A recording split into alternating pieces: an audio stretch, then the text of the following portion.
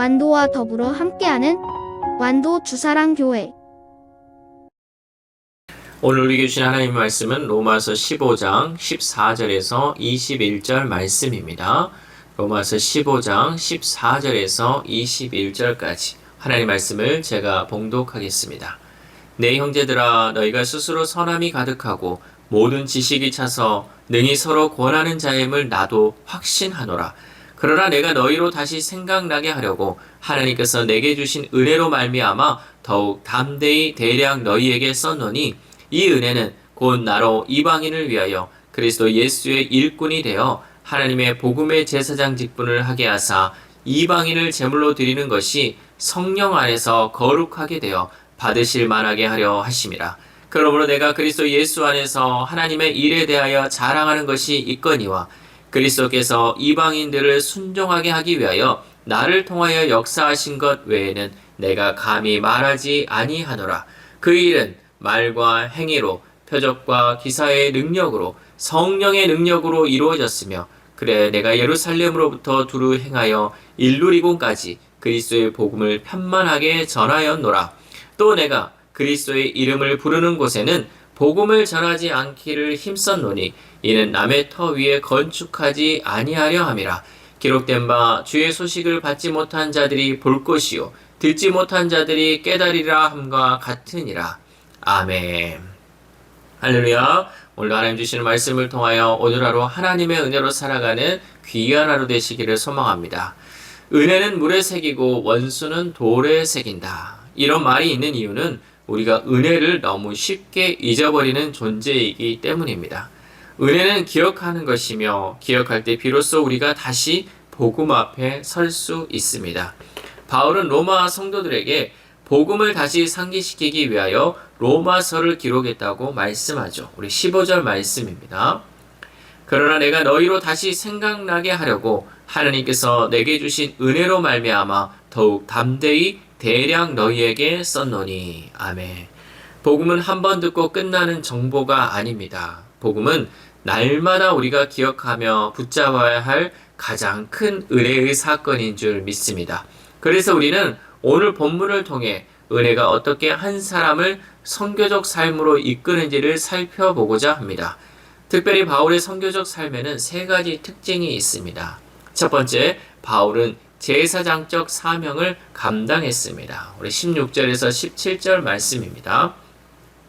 이 은혜는 곧 나로 이방인을 위하여 그리스도 예수의 일꾼이 되어 하나님의 복음의 제사장 직분을 하게 하사 이방인을 제물로 드리는 것이 성령 안에서 거룩하게 되어 받으실 만하게 하려 하심이라. 그러므로 내가 그리스도 예수 안에서 하나님의 일에 대하여 자랑하는 것이 있거니와. 아멘.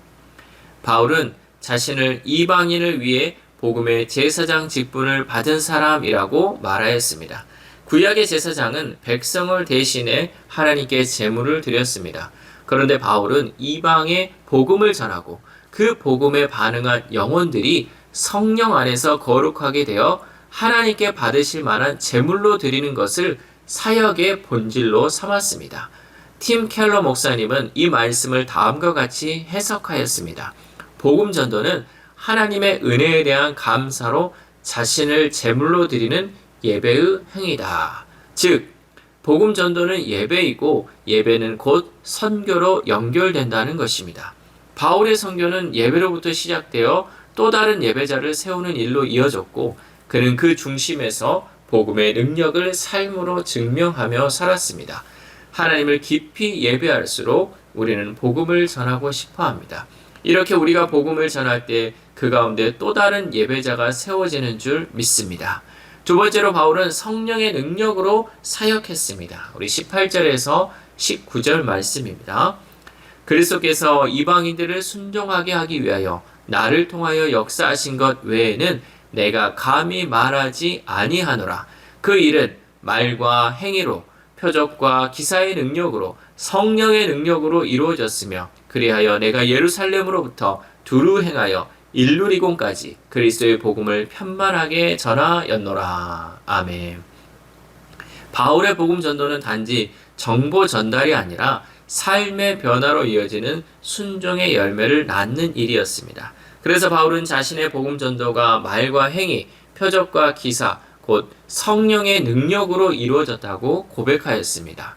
말과 삶이 일치하는 선교, 곧 보이는 복음과 들리는 복음이 함께 가는 사역이었습니다. 영국의 신학자 존 스토트는 이것을 다음과 같이 정리하였습니다. 언어는 행위를 설명하지만 행위는 언어를 생생하게 보여준다.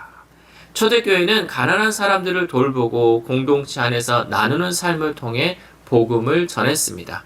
바울 역시 복음을 삶으로 증명하는 사역자였고 성령님이 그의 말과 삶 위에 능력으로 임하셨습니다. 우리가 말로 전하는 복음은 그것만으로는 힘이 부족합니다. 그러므로 우리는 말뿐만 아니라 복음을 담은 우리의 삶 자체가 전도의 현장이 되어야 할 줄 믿습니다. 마지막으로 바울은 복음이 전해지지 않는 곳을 향해 나아갔습니다. 우리 20절 말씀. 또 내가 그리스도의 이름을 부르는 곳에는 복음을 전하지 않기를 힘썼노니 이는 남의 터 위에 건축하지 아니하려 함이라. 아멘. 바울은 선교 전략이 분명한 사람이었습니다. 바울은 먼저 복음을 듣지 못한 사람들에게 먼저 가야 한다는 사명 아래 움직였죠. 그리고 그는 다른 일꾼의 사역지에서는 사역하지 않았습니다. 그는 개척자였고 복음이 한 번도 선포되지 않은 황량한 땅을 향해 믿음으로 걸어갔습니다. 바울은 복음을 전혀 접해보지 못한 사람들, 복음과 가장 멀리 있는 땅, 복음에 마음을 닫은 사람들을 향해 자신을 기꺼이 내어주었습니다. 바울의 이 모든 사역의 시작과 끝에는 단 하나의 고백이 있었습니다. 그것은 바로 하나님께서 내게 주신 은혜로 말미암아였습니다. 바울에게 선교는 의무가 아니라 은혜였습니다. 복음을 전하는 이유도 삶 전체를 드리는 동기도 그리고 가장 멀고 어려운 땅을 향해 나아가는 열정도 모두 바울을 사로잡은 은혜에서 비롯된 것인 줄 믿습니다. 사랑하는 수락교회 성도 여러분, 우리는 하나님께 받은 은혜를 기억합시다. 다시 복음 앞에 서고 은혜 앞에 설 수 있기를 소망합니다. 말로만이 아니라 삶으로 복음을 전하며 아직 복음이 흘러가지 않은 우리의 삶의 터전에서 제사장적 사명을 감당하는 선교적 삶을 살아가는 저와 여러분 되시기를 주님의 이름으로 소망합니다. 기도하겠습니다. 하나님 감사합니다. 우리가 지금까지 살아온 것이 하나님의 은혜였고 지금을 살아가는 것도 하나님의 은혜이고 앞으로의 삶도 오직 하나님의 은혜만 있는 줄 믿습니다. 그런데 우리는 너무나도 바쁜 삶 가운데 이 은혜를 잊어버린 채 살아갈 때가 많이 있었음을 고백합니다.